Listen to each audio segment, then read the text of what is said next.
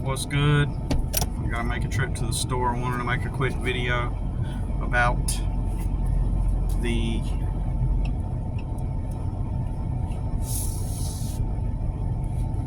fact that I will become some people can get a job, right? And then other people, they're not getting a job. They're entering into wage slavery.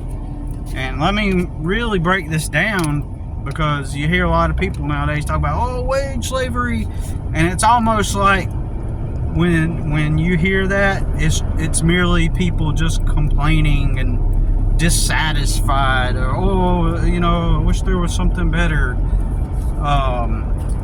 or there's this idea that there is something better and that the wage slave is just merely discontented, and so it feels like I'm a slave, right?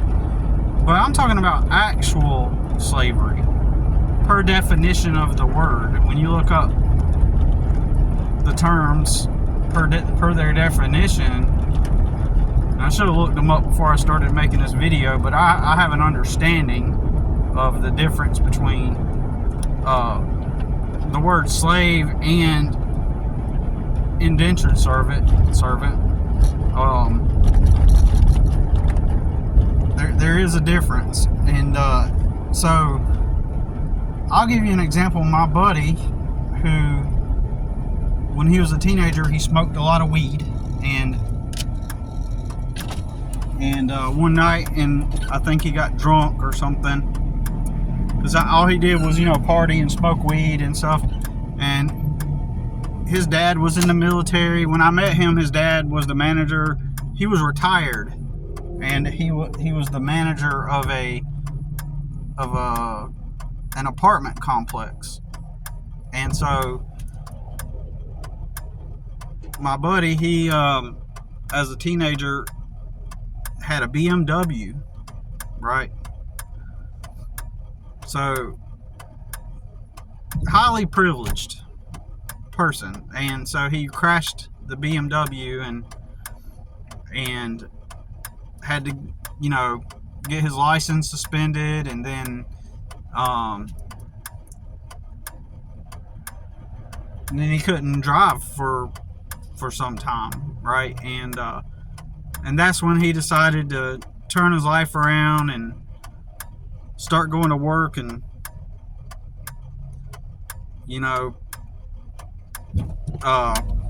start going to work and quote unquote get serious about his life. And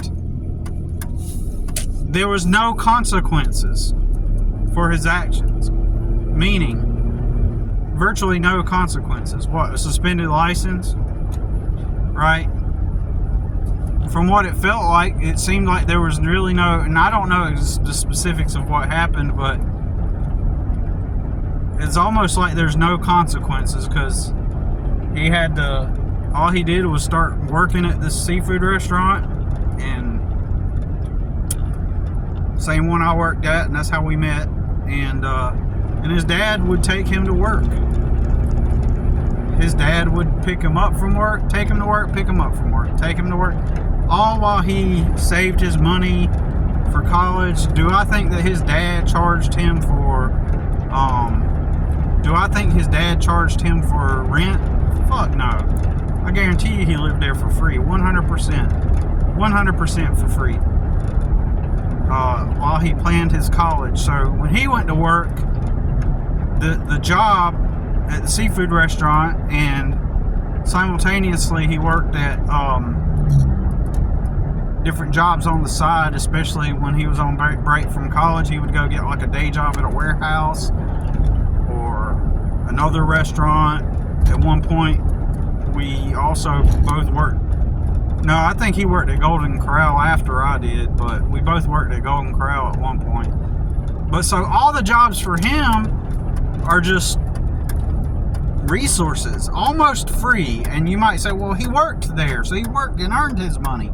But at the same time, it's almost like, I kind of view it as like free money, because you don't even have a worry in the world. These are just merely stepping stones that are taking you over into the next place into your life. So you just got to show up and bake some cakes, and I believe he worked in the bakery. I can't remember what he did there.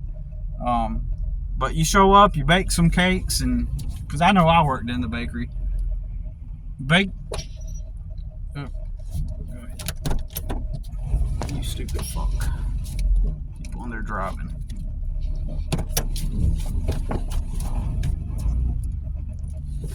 What a dumbass. He can't even pull up into the next parking. I want to make so much money. I want to make so much money. The problem when you're poor, and I stole this from someone else, I just heard this yesterday. The problem when you are poor, you have to always worry about money. Money is the thing that's on your mind the most. Money, money, money, money. And I was like, that's so damn true. I'm always thinking about fucking money. And money, money, money, money, money, money. How much money do I have? Like, I got to get some groceries from the store. I probably have about $17, $18, maybe even $20 right now in my wallet, and I have zero money.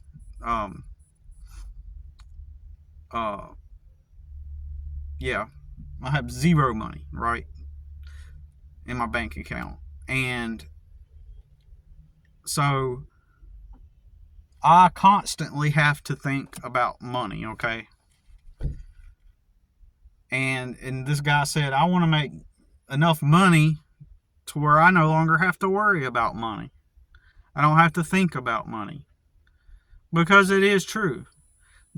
Even the rich people, I've dealt with tons of rich people. Like, looking back, it's like, holy crap, I've dealt with a large handful of rich people. And they're never thinking about money. They're never worried about money. They're just not worried about money.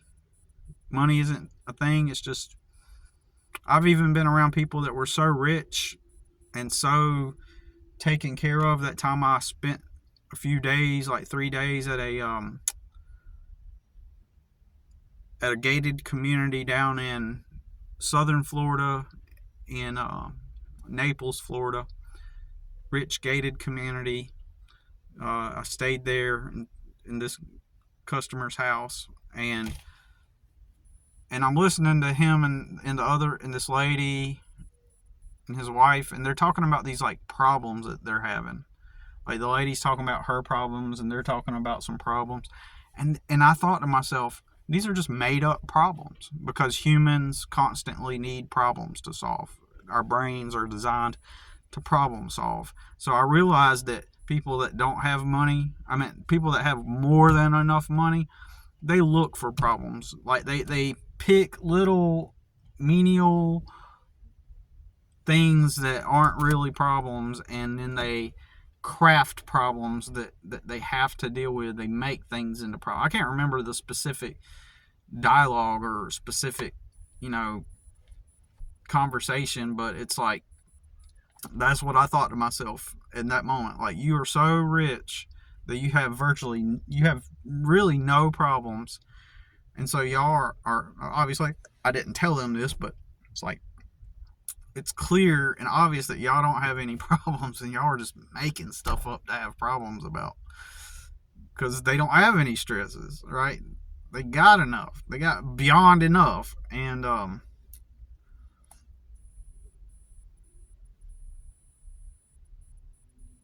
so anyways, fuck.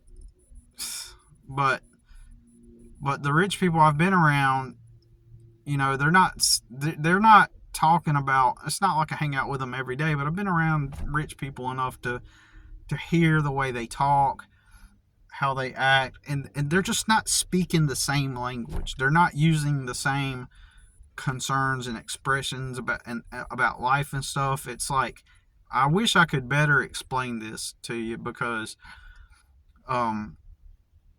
look, I hung out with a guy that owned an older man, he owned at one point 5 jewelry stores, and And he once told me that if he could go back, he would have just invested in the stock market instead of doing jewelry stores. That's an interesting thing. He said he would have just invested in the, because that's what he does now. You know, he may have passed away by now, but because that's been like 20 years ago. Yeah. So I guarantee you he's done passed away by now. But I was over at his house. That he had a sauna in his house, a movie theater in his house, and his wife was going to teach us how to play piano, like me and my sister, how to play piano for free. And I never did it because I was still, in my mind, I'm poor, right? And there's a limit on my budget. I didn't have time or money to, even then when I was taking care of my siblings, I did not have time or money to invest in these extracurricular activities that would consume a lot of time, right? When I was taking care of them, I put all of their money in savings. I did not splurge, right? So while they were having, I could have spent more. I could have just spent all their money every month on them, right? But I didn't. I spent it on basic logical needs, like as if I tried to make it as if we were starting from kind of the bottom, like, you know, based on, I worked full time then, right? So I was trying to make it where, you know, I was basing it off of just what they needed and a little extracurricular activities here and there and stuff, you know, and I tried to put that effort and put it into them to not waste money. And so the majority of their money was saved and put into their checking accounts. Do they have money now? Fuck no. Eventually they went to go live with my mom, and my sister, the one I took, the youngest, the sister that I took care of,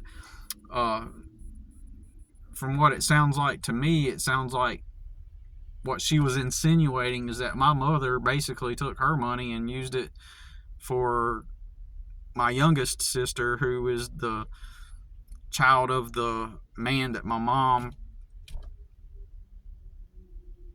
left my dad for, right? You know, she made it sound like my mom used all that money on her, right? So no fucking money. Those kids could have had money. They could have had money to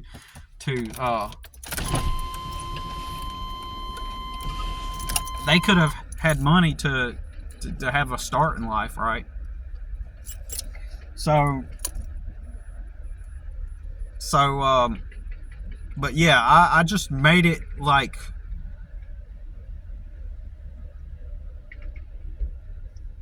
it was like I worked full time back then taking care of them, and I didn't have savings. My job didn't pay, my full-time job didn't pay me enough to have fucking save money. Isn't that great? I couldn't go to school. You know, I couldn't go to school, and, you know, I had to work. I had to fucking work. And it's funny, like, all of those, my brothers, my siblings, everybody the fuck around me that didn't work, all the people around me that didn't do shit, that didn't work, you know, that they get a free, they've either gotten a free ride in life, got lucky. Like, nobody has worked as hard as me, but yet I have the least, and I'm the most impoverished. And pretty soon I'm going to be out on the streets again, unless I find a place to move to, because I'm going to have to move out shortly. The lady on the property where I stay, you know, I helped her load her sick, or her elderly dog into her car to go get her checked this morning, because she's not doing well, and, you know, at this point. And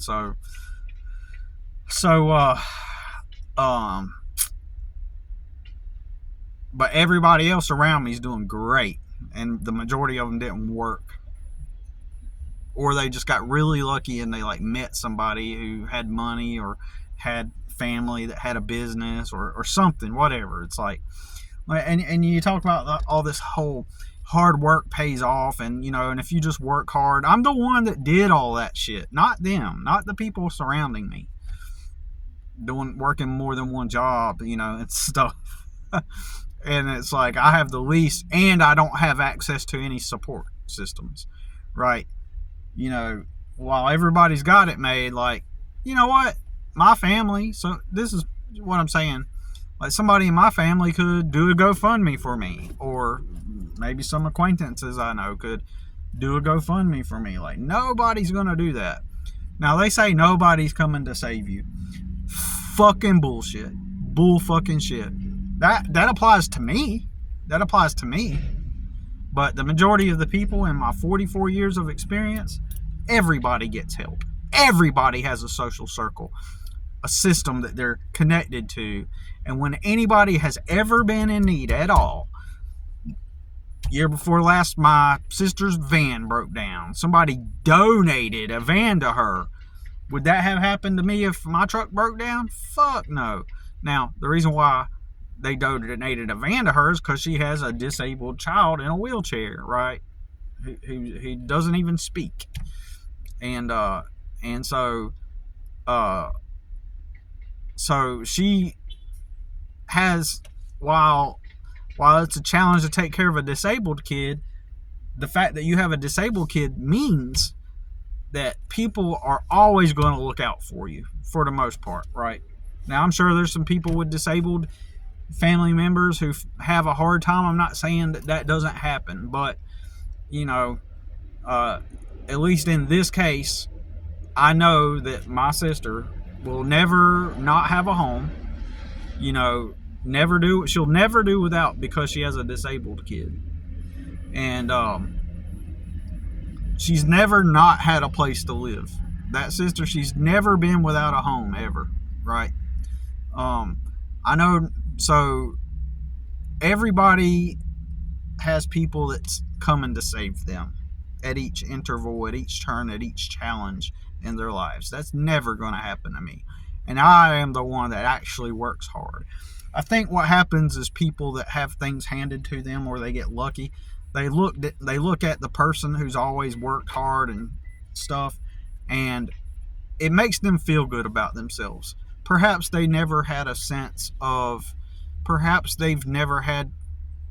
ambition. Perhaps they've never had to,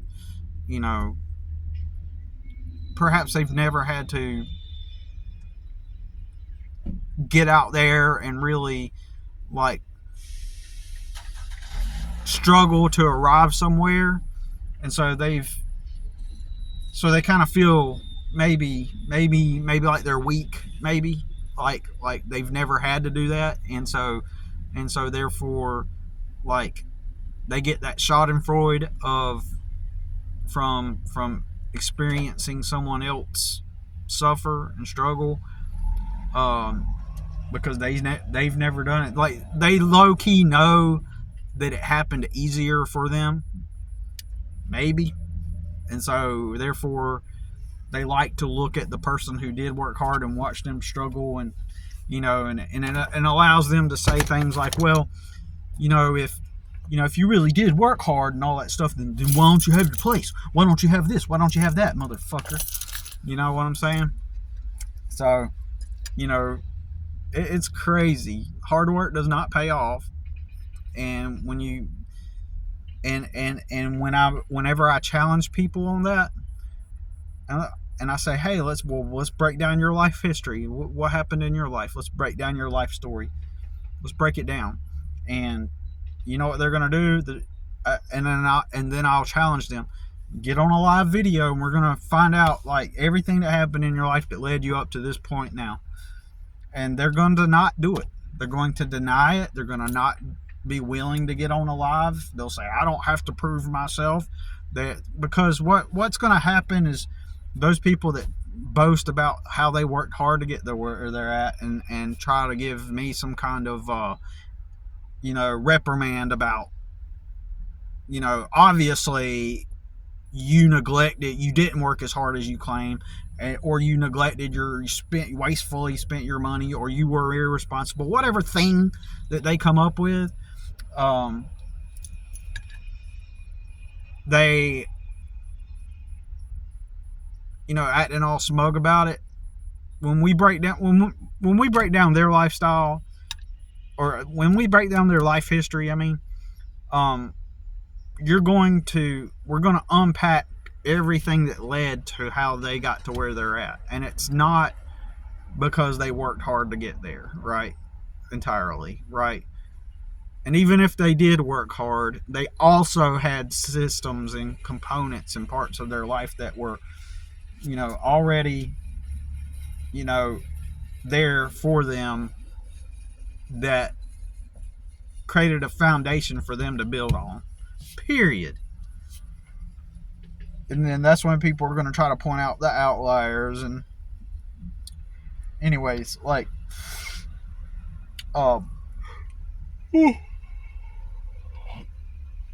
it's like I seen recently, and I'm glad for this kid, don't get me wrong. I seen recently about this kid who graduated valedictorian of his school, and he's got a full ride scholarship, and he made these great, amazing grades. He's got a full ride scholarship into college, and they showed off his achievements for succeeding in that. And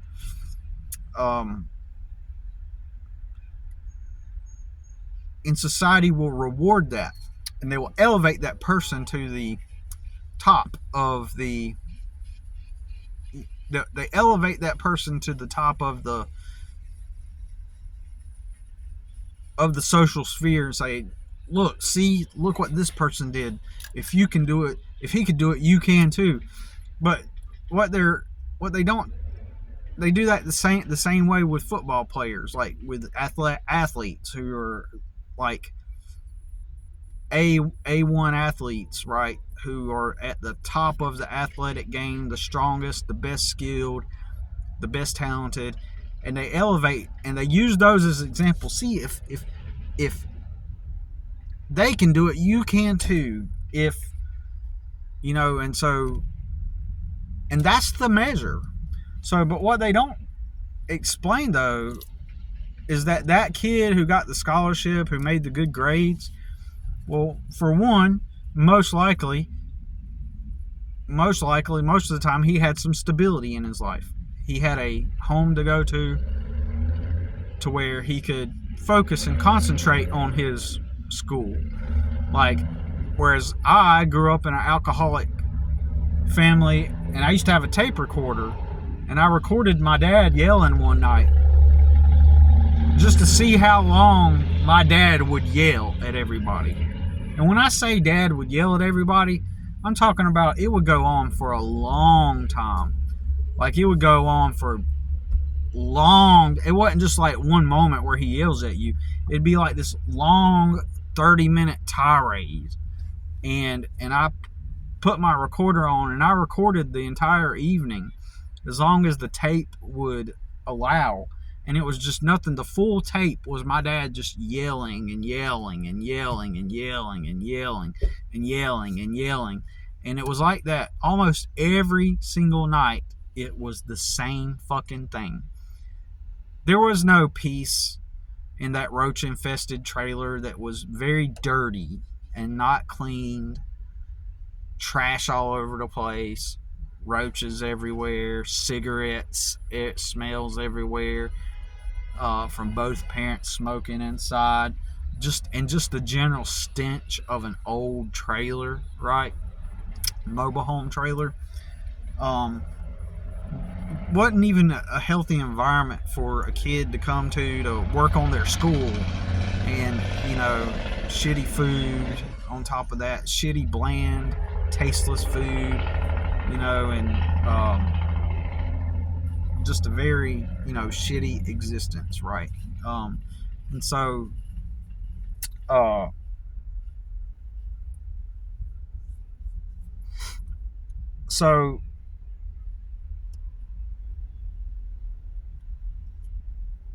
we take these athletes and these people that have outlier circumstances that are not normal. Oh, and also that kid that's in the academia that does well in school, he has got a stable environment for the most part. And he has a natural talent for academia, right? That valedictorian, most likely it's already in him. It's something in previous, it's something pre-installed into the way his mind is already made, right? So he's already,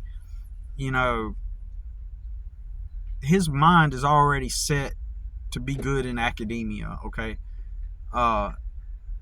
He just has a natural born talent, right, to be good at school and school work. So, but that's not the majority of people. It's an outlier. That's not the majority of people, okay? So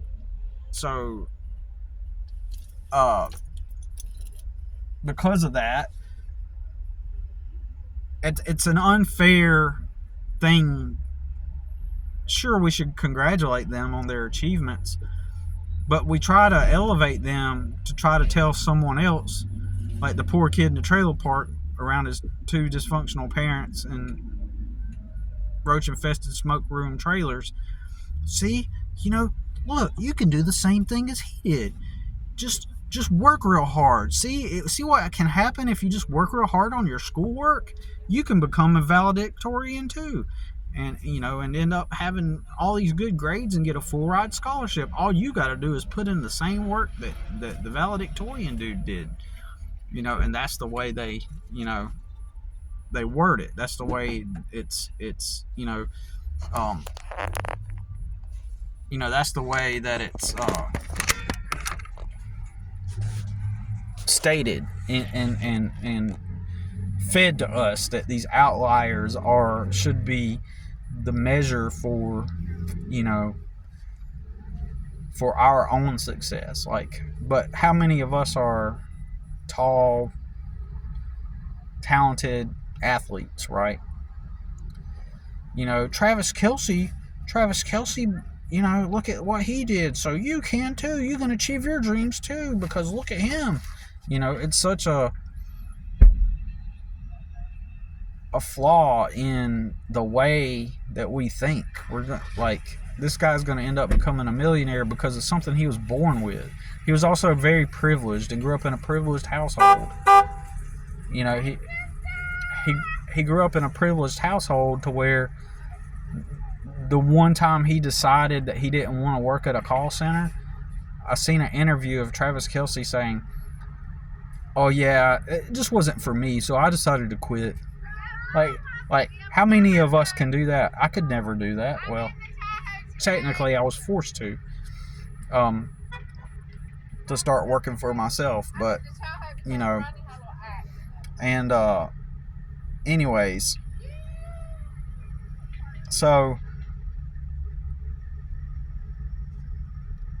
there's some kind of illogical fallacy in elevating the outliers and using those as examples to tell other people that they should be able to do the same thing and measure up to these outlier circumstances and these outlier people, right? Anyways, I kind of lost my train of thought because I'm kind of getting distracted here, but what was I going to say? So, getting back on the main point of the video, I guess, is so when I go to apply to work for someone else, since it's being clocked in is never going to get me a home to live in. And when I say that vague, ambiguous phrase there, I'm not just saying it because I'm saying it because it's just fact. I'm not saying it out of any kind of emotion. It's just fact. There's no job out here right now that I can start working at today that will help me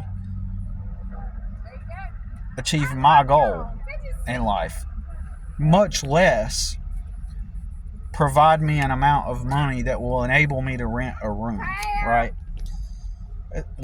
Especially with all the bills and expenses I've got coming up, at some point my old truck here is gonna, break down, because it's old and leaking oil and has a wobble in it again, and there's no job where I'm going to just start working there and just, it's math. It's just math. It's just mathematical fact. It doesn't matter if it's Jack in the Box, that restaurant, that gas station over there, or that auto parts store, or if I go help on the construction of those apartments. I see the framers off in the distance. It's all being framed right now. If I were to go apply at that job, working as a framer, helping being on top of those buildings, by the time I get my first check,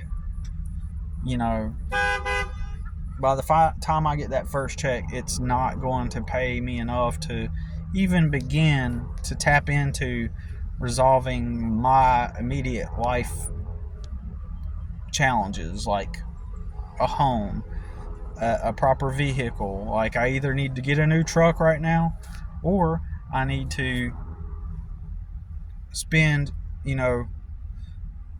a chunk of money progressively on this truck and fix, in my opinion, the best thing I could do is just to get a new truck, since I've done the math on how much it's going to cost to repair the things on this truck.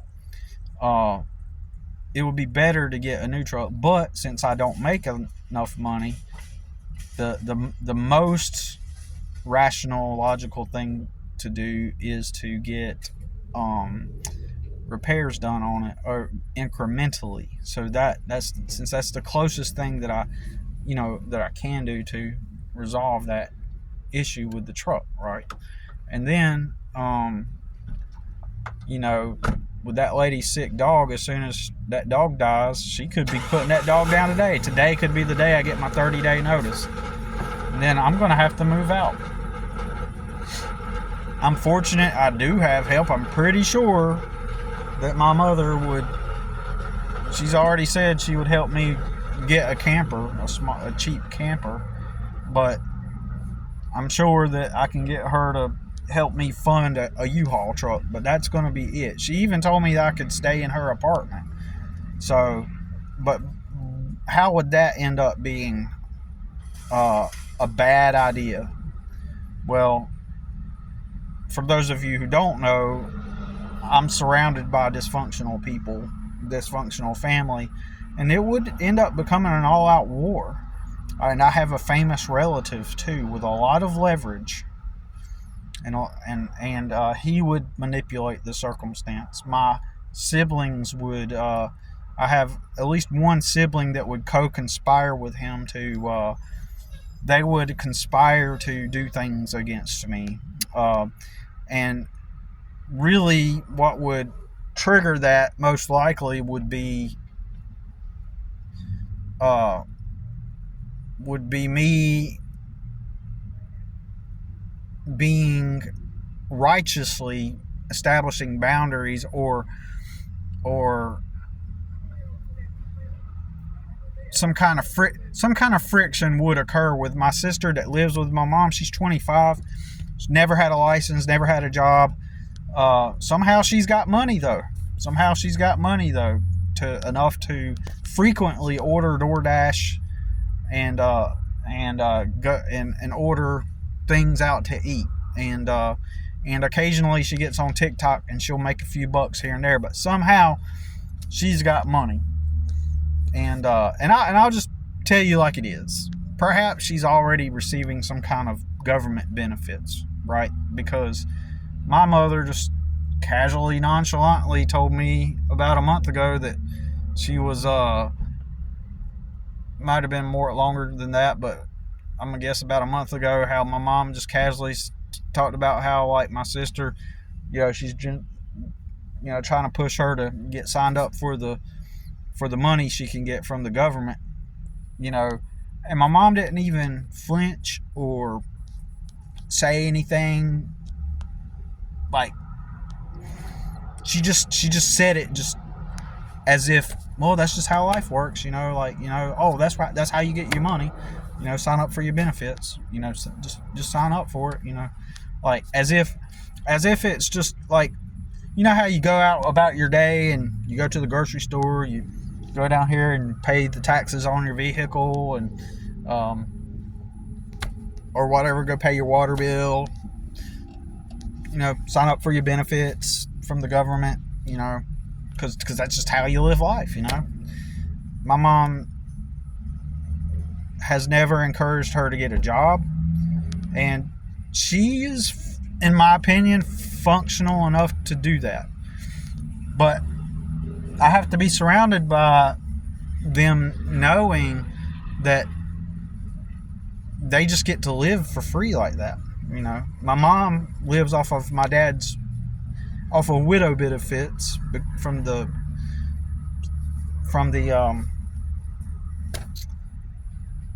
she lives off of widow's benefits from the military, right?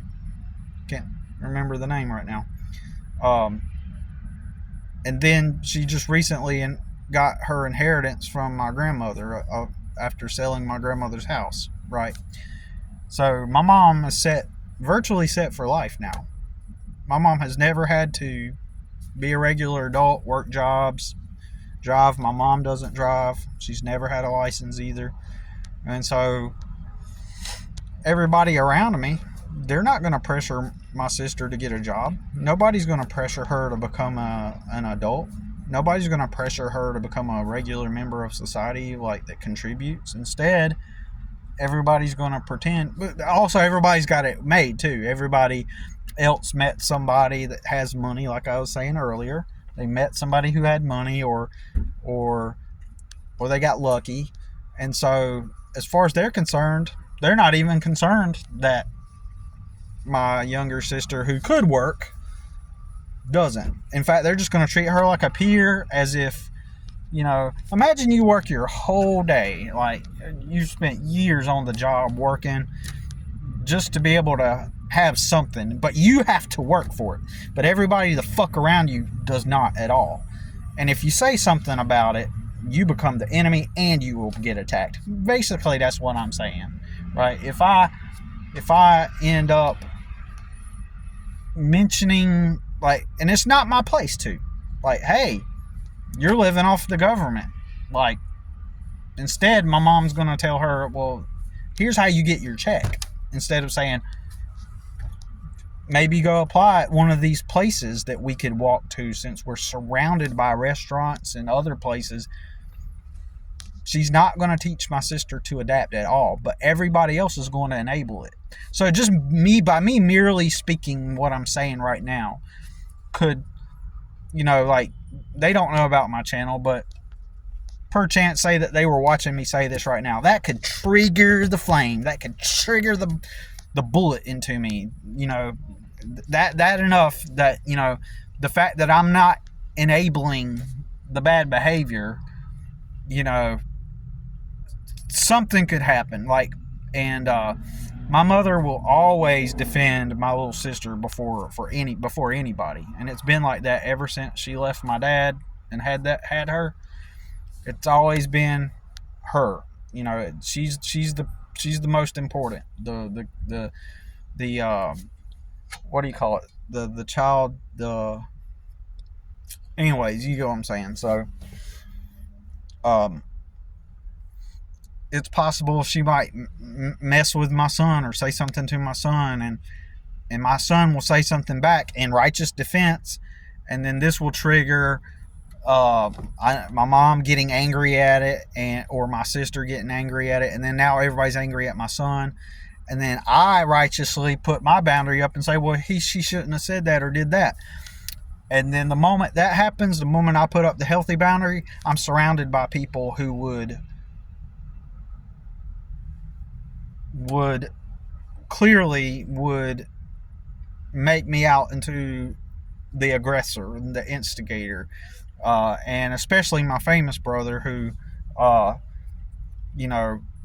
especially him, because he would see an opportunity. You know, he leeches on to opportunities like that, because highly dysfunctional set of circumstances. So that should put it into perspective why it would not be good for me to stay with my mother. Plus her siblings that have mostly been handed everything as well in life. Like everybody around me, my family, people outside of my family, everybody that I've known my entire life, everybody's lucky. They did not work all the, like there's this thing, I'm gonna get off of here now, but there's this whole thing about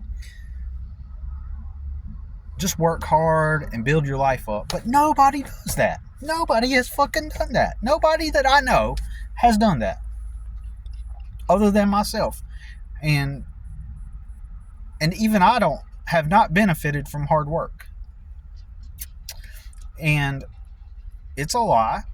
And so when I go to work at one of these jobs, like I was mentioning a couple minutes ago, for me, since I know it's not going to get me nowhere, and you can do the math, it's simple I used to say 5th grade math. It's simple 5th grade math. But now I went and looked back at it, and I was like, what math do you learn in 5th grade? What math do you learn in 3rd grade?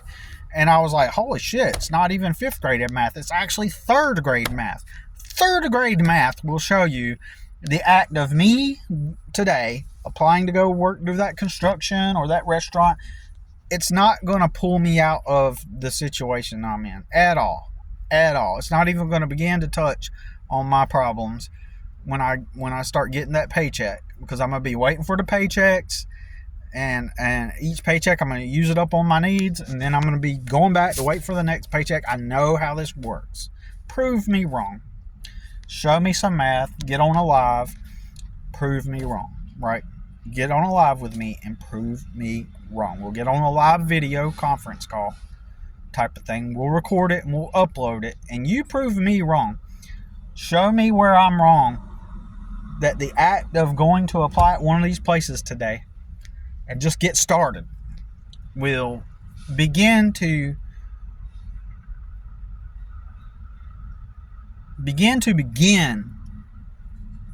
resolving the issues that I'm in with poverty and homelessness, right? Or not that I'm homeless, but like, housing, situation.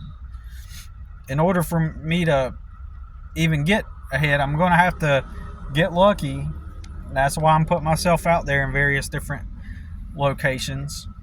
I have to find someone that is willing to let me come reside on their property in exchange for work or a rent work agreement, something like that.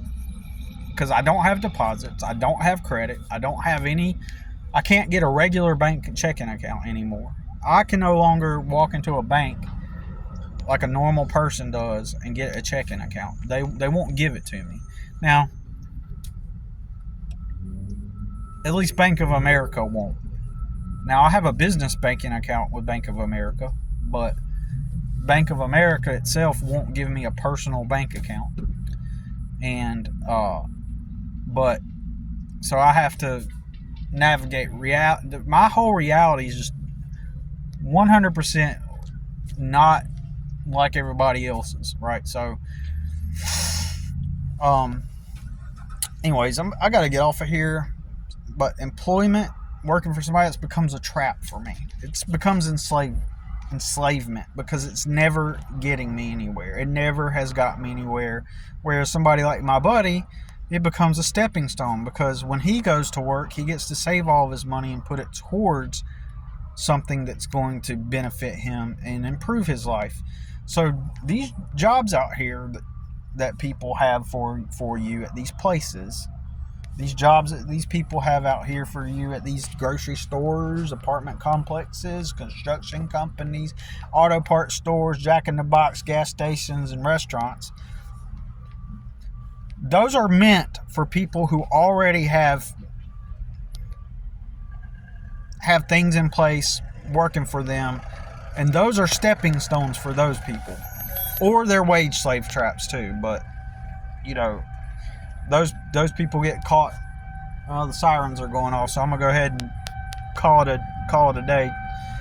Those are test sirens, but so anyways, yeah. So all these places I mentioned with their positions available are for people that get sucked into the wage slave system because they're not taught how reality works, or for the privileged, those are just stepping stones for people to improve what they already have.